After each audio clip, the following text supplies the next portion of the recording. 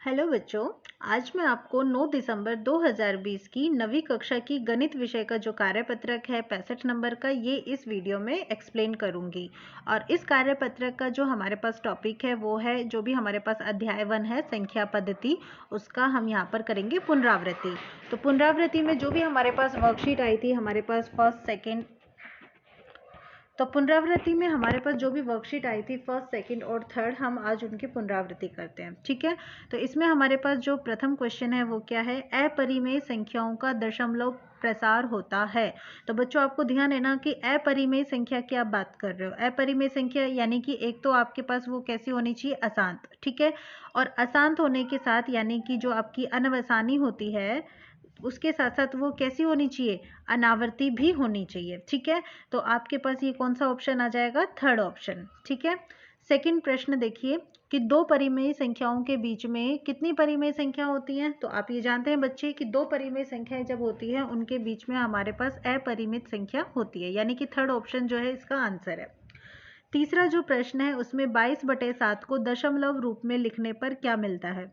तो 22/7 को जब भी हम दशमलव रूप में लिखते हैं तो 3.142857 मिलता है, और उसके ऊपर हमारे पास क्या होती है, ये जो रेखा है ना बार, ये लगी हुई होती है। इसके बाद जो चौथा प्रश्न है उसमें 0.111 और फिर डैश डैश डैश, इसको p/q के रूप में लिखने पर क्या मिलता है। तो बच्चों आप देखिए इसको हम कैसे सॉल्व करते हैं। आपके पास यहाँ पर जो प्रश्न है ना कि 0.111 और फिर उसके बाद डैश डैश डैश है। आप ना इसको क्या कीजिए, सबसे पहले x के बराबर ले लीजिए। हम इसको मान लेते हैं यहाँ पे। तो जब हम मानते हैं इसको तो ये हमारे पास हो जाती है समीकरण नंबर 1।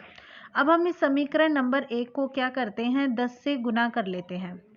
तो अब आप इसे 10 से गुना कीजिए। तो जब आप गुना करेंगे तो बाएं पक्ष में भी गुना करेंगे और दाएं पक्ष में भी गुना करेंगे। ठीक है, बाएं पक्ष में हमने गुना किया तो हमें मिल जाता है 10x, और उसके बाद हम दाएं पक्ष में गुना करते हैं तो हमारे पास जो दशमलव का चिन्ह है ना, वो एक जो अंक है वो आगे चला जाता है।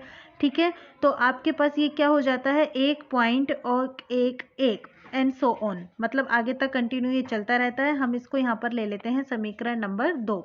अब हम अगली बार क्या करते हैं कि जो भी हमारे पास समीकरण नंबर 2 है, इस समीकरण नंबर 2 में से हम समीकरण नंबर 1 को घटा देते हैं। तो जब हम इसे घटाएंगे तो हमारे पास जो बायां पक्ष है उसमें से 10x में से हमने x को घटाया। ठीक है, और दाएं पक्ष में से हम 1.111 डैश डैश डैश डैश, और इसमें से हम घटा देंगे 0.111 और डैश डैश डैश को। ठीक है, तो 10x में से x घटता है तो हमारे पास 9x बचता है, और बराबर अब हम यहाँ पर जब दाएं पक्ष में घटाएंगे तो हमारे पास क्या बचेगा, 1।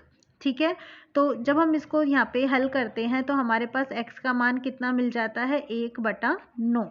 तो 1/9 हमारे पास यहाँ पे फर्स्ट जो है वो आंसर आ जाता है।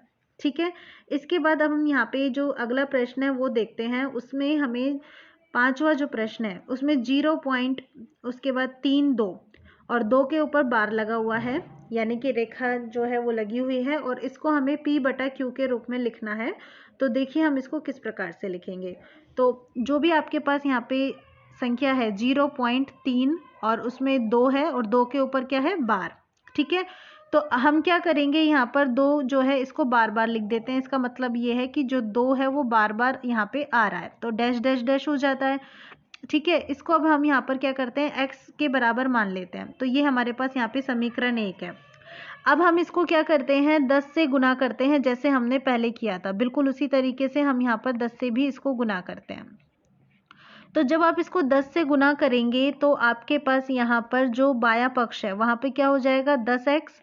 ठीक है, और जो दायां पक्ष है आपके पास वहाँ पे 0.322 है। जब आप 10 से गुना करोगे तो 3.222 आपको मिलेगा। ये आपके पास हो जाएगी समीकरण नंबर 2, और ये आपके पास यहाँ पे डैश डैश डैश जो है वो लगा हुआ है। ठीक है, नेक्स्ट टाइम आप क्या कीजिए, समीकरण नंबर 2 में से आप यहाँ पे समीकरण नंबर 1 को घटा दीजिए।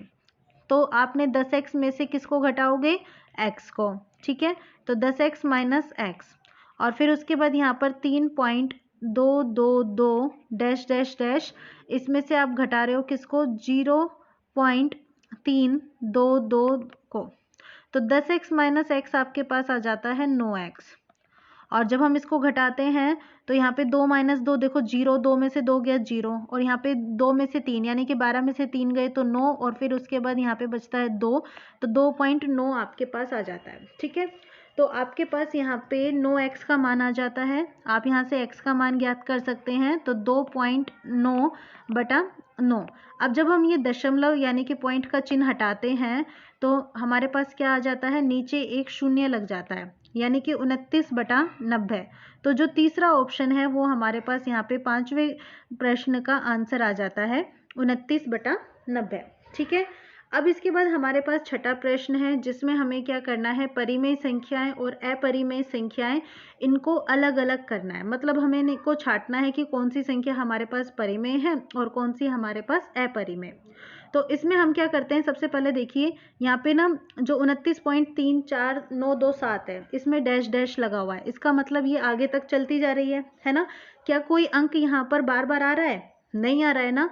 इसका मतलब ये अशांत भी है और उसके साथ साथ कैसी है, अनावर्ती भी है। तो इस प्रकार की हमारे पास संख्या जो होती है वो कैसी हो जाती है, अपरिमेय होती है। ठीक है, तो हम यहाँ पर कहेंगे कि ये तो है जी अपरिमेय। मैं अ लिख कर बता देती हूँ, आप अच्छे से लिख लीजिएगा अपरिमेय। उसके बाद जो आपके पास दूसरा प्रश्न है इसमें √42 है। ठीक है बच्चों, √42, तो √42 में आप जब यहाँ पे वर्गमूल भी लेते हैं तो आसानी से नहीं निकल पाता है, तो ये भी हमारे पास कैसी संख्या हो जाती है, अपरिमेय। इसके बाद है 88, 88 को हम 88 बटा 1 के रूप में प्रदर्शित कर सकते हैं, तो ये हमारे पास परिमेय संख्या है। 6 गुना √11, इसको भी हम यहाँ पे √11 का मान नहीं निकाल पाते हैं, तो ये हमारे पास मतलब पॉइंट में आता है ना ये मान, तो ये हमारे पास कैसी है, अपरिमेय संख्या है। नेक्स्ट है 98.3, 98.3 है हमारे पास, ये किस प्रकार की संख्या है, परिमेय, क्योंकि यहाँ पर आपके पास जो भी दशमलव प्रसार है वो कैसा हो जाता है, शांत हो जाता है। नेक्स्ट आप यहाँ पे देखिए, यहाँ पे दशमलव प्रसार आपके पास शांत है, तो ये भी आपके पास कैसी है, परिमेय संख्या है। √26.7, यहाँ पे आपके पास देखो दशमलव भी लगा हुआ है और रूट भी है, तो ये आपके पास है अपरिमेय। उसी तरीके से √2, इसके बारे में तो आप जानते ही हैं कि ये भी आपके पास कैसी है, अपरिमेय संख्या। अगला जो प्रश्न है इसमें 7.45672, 45672, आप देखो 45672 है। ठीक है, फिर उसके बाद 45672 दोबारा है, यानी कि आपके पास दशमलव प्रसार तो कैसा है, देखो डैश डैश लगा हुआ है, यानी कि अशांत, और जो अंक है वो कैसे हो रहे हैं, बार बार आ रहे हैं। तो ये हमारे पास किस प्रकार की संख्या हो जाती है, ये हो जाती है हमारे पास परिमेय संख्या। ठीक है, परिमेय, अशांत तो है लेकिन कैसी है, आवर्ती है, तो अशांत आवर्ती का मतलब परिमेय संख्या। इसके बाद हम अगला प्रश्न देखते हैं, तो यहाँ पर हमारे पास रिपीटेशन हो तो रहा है लेकिन उसका ना जो क्रम है, यानी कि जो भी हमारे पास अंक बार बार आ रहे हैं ना, आवर्ती हो रही है, उसका जो क्रम है वो एक जैसा नहीं है। पहले एक ही 0 है, यहाँ पे देखो एक ही शून्य है, यहाँ पे फिर 2 0 है, फिर 3 0 है, तो ये हमारे पास इस प्रकार से कौन से वाले हो जाएंगे, इसे हम कहेंगे अपरिमेय संख्या। ठीक है, इसके बाद हम देखते हैं अगला प्रश्न जिसमें हमें 0.06 बार, इसे हमें p/q के रूप में दर्शाना है। तो p/q के रूप में दर्शाएंगे तो हम क्या करेंगे, इसको सबसे पहले x के बराबर ले लेंगे, भाई ऐसे ही तो करते हैं ना हम। तो आप यहाँ पर सबसे पहले इसको x के बराबर ले लीजिए, तो हम लिखेंगे x बराबर 0.06 बार, ये हमारे पास समीकरण नंबर 1 है। देखो बच्चों, जो बार आपके पास लगा हुआ है ना, इसका मतलब ये है कि ये जो अंक है वो बार बार यहाँ पे आ रहा है। ठीक है, तो आप इसको समीकरण नंबर 2 ले सकते हैं। अब अगले स्टेप में हम क्या करते हैं, इसे 10 से गुना कर देते हैं, तो 10x, आपने यहाँ पर 10 से गुना कर रहे हो तो यहाँ पे 6.666 और ये आगे तक चलता जाएगा, समीकरण नंबर 3। अब आप यहाँ पे क्या कीजिए, जो भी आपके पास यहाँ पे समीकरण आई है, समीकरण नंबर 3, इसमें से आप समीकरण नंबर 2 को घटा दीजिए, तो 10x में से आपके पास x घट जाएगा और 6.66 में से आपका 0.66 घटता जाएगा, तो आपके पास क्या बचेगा, 6। तो 10x माइनस x हमारे पास हो जाता है 9x, 9x का मान किसके बराबर हो गया, 6 के। तो फिर x का मान किसके बराबर हो जाएगा, 6/9, यानी कि 3 दूनी 6, 3 तिया 9, 2/3। तो यहाँ पर इस प्रकार से हमने इसे p/q के रूप में प्रदर्शित कर दिया है। ठीक है, तो इसके बाद हम देखते हैं यहाँ पे अगला प्रश्न जिसमें हमें ऐसी दो अपरिमेय संख्याओं का उदाहरण देना है जिनको गुना करने पर ठीक है, जिनको गुना करने पर प्राप्त होता है। सबसे पहले क्या, एक परिमेय संख्या। तो इसमें हम यहाँ पर उदाहरण ले सकते हैं √2 का किसके साथ, √8 के साथ। ये दोनों अपरिमेय संख्या हैं। इनको जब गुना करते हैं तो हमें √16 मिलता है, और √16 यानी कि 16 का वर्गमूल कितना मिला, 4। और 4 कैसी संख्या है हमारे पास, परिमेय संख्या। तो ये हमारा पहला हो गया। ठीक है, दूसरे में हमें यहाँ पे जो बी पार्ट है, बी पार्ट का जो सेकंड पार्ट है, इसमें क्या करना है, अपरिमेय संख्या ही हमें चाहिए। तो हम √2 को √3 से गुना कर लेते हैं तो हमारे पास √6 आ जाता है। √6 अपरिमेय संख्या होती है। इसके बाद जो सी है, हमें इसमें क्या करना है, 1/√8 जो है इसमें हर में परिमेयकरण करना है। ठीक है, तो 1/√8 में हम क्या करेंगे, √8 से ऊपर नीचे गुना कर देते हैं। तो √8 को हमने 1 से गुना किया तो हमें मिला √8। √8 को हमने √8 से गुना किया तो हमें मिला 8। ठीक है, √8 में हमारे पास 4 गुना 2 होता है, तो 4 का वर्गमूल लिया तो 2 बाहर आ गया और बचा यहाँ पे बटे में 8। तो 2 से ये आपका 4 बार कट जाएगा, तो √2/4 ये हमारे पास परिमेयकरण के बाद हमें मिलता है। तो यहाँ पे हमारी जो वर्कशीट है वो कंप्लीट होती है। मैं उम्मीद करती हूँ आप सभी बच्चों को जो हमारी वर्कशीट है आज की वो बहुत अच्छे से समझ में आ गई होगी। अगर आपको ये समझ में आ गई हो तो आप प्लीज़ इसे वीडियो को लाइक कीजिएगा, कमेंट कीजिएगा और चैनल को सब्सक्राइब जरूर कीजिएगा। Thank you for watching my channel.